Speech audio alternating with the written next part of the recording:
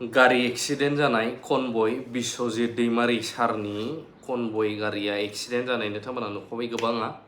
आरो एक्सिडेन्टआव मा खहा जादों बा लस जाखो बेखौबो नुबाय जानांगौ। थ' जिखुनु जा दायो जों सावरायनो थांगोना बेसो जे गांलाब गांथाब फैसा भाइराल जानाय नुजासारनाय दा ससियेल मिडिया फेसबुकआनो होन अबा इउटिउब जों नुलाबाय थानाय बे मारै मार आरो मा बिथांमोनाथ' क्लेरिफिकेशनबो होफैखांबाय जे बे फट'आ दानि नङामोन सिगांनिसोमोन। थ' दा भाइराल जादोंबाबो माब्रै जादों जानांगौ माखासे डिसकासन नैबे भिडिअनि गेजेरजों नोंथांमोना मिथिनो हागोन। मोनसे खोथाखौ साननानै नायग्रो नोंथांमोना गोबाङा मिथिगौ सोरबा फैसा मोनदों मादों सोर अबे पार्टियाव दं बे गावबा गावनि मेटार गावबा गावनि गोसो एज ए डेम'क्रेटिक कान्ट्रि इन्डियायावहाय बयहाबो मोन्थाय दङ। दा फर एग्जाम्पल जोंखौनो नाय जोङो सोरबा UPPLजोंबाबो सोरबा BPFनिबाबो सोरबा BJPनिजोंबाबो जाय जेरावखि थाया लोगोफ्रा जों नाथाय जेब्ला लोगो जायो ज' जों खौसे बाव जेबो पार्टिनि नाम फैया जोंहा गावबा गाव जायखौ सापर्ट होनाय बे बिसिनि खोथा। नाथाय मानसिनि जे जोंहा मोनसे रिलेसन थायो लोगोफोरजों बा गोथौ सोमोन्दो बे मिलायनाया जोंना थानांगोन। ओइ साला BPF बै साला UPPL होनलायोब्ला जोङो गेंग्रें गुंग्रें जालायोब्ला जोंनि लोगोनि खाथिरथाफ्रा बायो जायनि थाखाय जोङो सोरबा BPFजोंबो सोरबा UPPL सोरबा BJPजोंबाबो लोगो जायो नाथाय गावबा गाव पार्टिया बेलेग मेटार। थ' जिखुनुआनो जाया नैबे खेथ्रआव फैसा गांलाब गांथाब उरायनायनि सायावहाय सावरायनो थांनायाव नैबे रायजोफोर गोबां जायगायाव दासिमबो जोंनि दरमाहाखौ होनां हाजिरा मावनायनि बेसेन बा रांनि जाय बिबां बे जाहैबाय अबेबा खम अबेबा बारा अबेबा दासिमबो 200 अबेबा 150बो दं दासिमबो सानसे खुथाब मावनानै अबेबा बिदिनो टाउन खाथिफ्राव 450 बा 450 अबेबा एसे 500सो थांबाय हाजिराया। दा खुथाब मावोब्लाबो 500खौ बयबो मोनजोबा सानसे मावनानैबो खुथाब मावनानैबो सोरबा 150 सोरबा 200 इसिबां सान्दुं अखा मावग्रा माइ गायग्राखौनो हमनानै ला खदाल जावग्राखौनो हमनानै ला बेसे खस्थ'। जायफ्रा इजि मानि मोनो गांलाब गांथाब फैसा फैयो बिसोर 1000-500 बा 1 लाख 2 लाख थांनायखौ जेबो मोननाय नङा मानो होनब्ला बिसोरना फैनायनि बिबाङाबो बुरजा नालाय। नाथाय बैफोर न'खरखौ सान जायफोर बेसाराफोर आं भट बा बिराद सानफ्लांबाय थायो आं मालाबा हारसिंनो गोसो सिङाव इसिबां खस्थ' सान्दुं थिखा थिखि खामला मावग्राफोर माफोर सानसे मावाबानो मोनजाया जायखि लिडारफोर जाय लेङो बावनो थाङो बेसाराफोर सापर्ट होनाय बायदि खोनासंहैयोब्ला आरो इलेक्शन टाइम बा सान्दुं थिखा थिखि लाइन जानानै भट थुनो इसिबां गोबाव गसङो नाथाय गावनि मोन्थायखौ नागिरनाय बुङो गोबाङा नाथाय बिसिबां मोनमारो बे मानसिया गावनि मोन्थायखौ सोरबा लिडारा देरहालांखाङोबा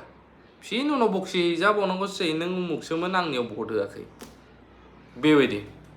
थ' बैफोर खस्थ' खालामग्राया इसिबां मावसेयाव फैसा मोना नाथाय सोरबाखौ नाय जोंना दसे समावनो माबा गादिथां माथां फैसा। क्लेरिफिकेसनावथ' जों गोबां नुबाय जे बे दानि फट' नङामोन अब्लाबो गोबाङा बुंदों दानि फट' नङाबा फट'आव आजिखालि डिटेल्स थायो जे फट'आनो जा मायानो जा माला खेबनाय इभेन दाम खमनि एन्ड्रइड मबाइलबाबो अरिजिनेल फट'आव थागोन बियो माला खेबनाय बबे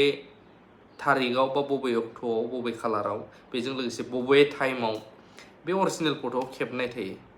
आरो बे दा भाइराल जानायखौ नुगासिनो दङ भाइराल जादोंबा समाजनि मा मोजां खामानि मावगोन बे फैसानि बेलायाव गावसोरनो लाबालाबखौल' नागिरदोंबा गोबांनि सोंथिया नैबेयाव फैदों। दा खोथाया जाहैबाय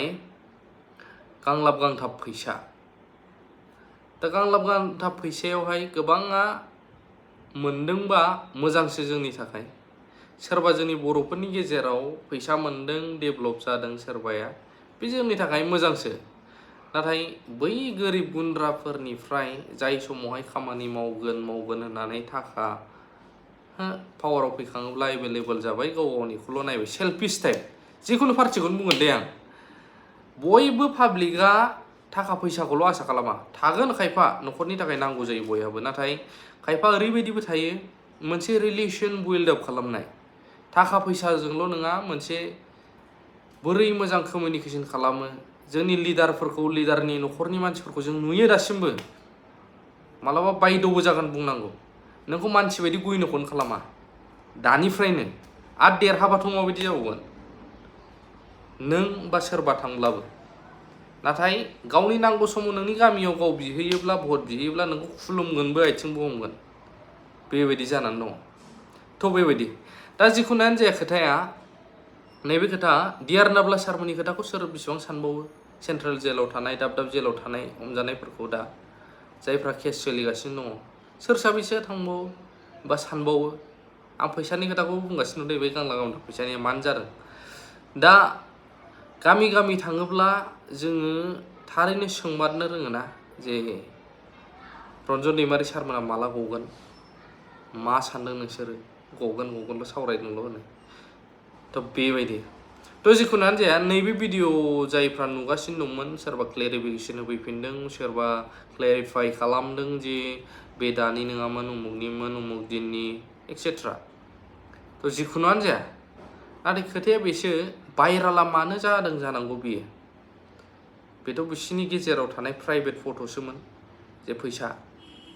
थ' बे मोनसे जाहोनाव जादों जानो हागौ आं सानो बे जाहैबाय सोरबा खम सोरबा बारा मोनदों गावसिनि गेजेरावनो राननायाव सोरबा खम सोरबा बारा मोननायनि थाखायनो जायया खम गोलैबाय बैसोरो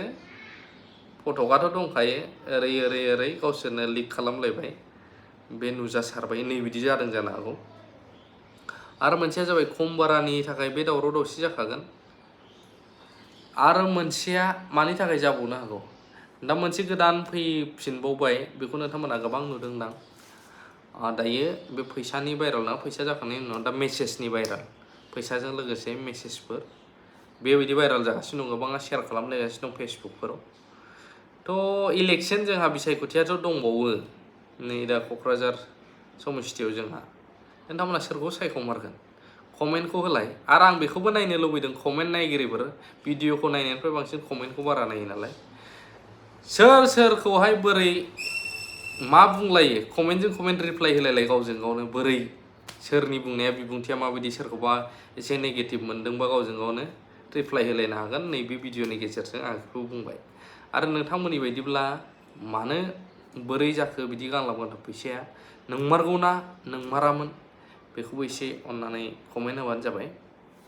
थ' भिडिअखौ बारा गोबाव खालामलिया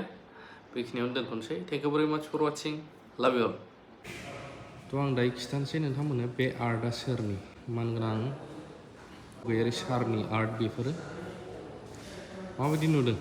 अन्नानै कमेन्ट खालामलाय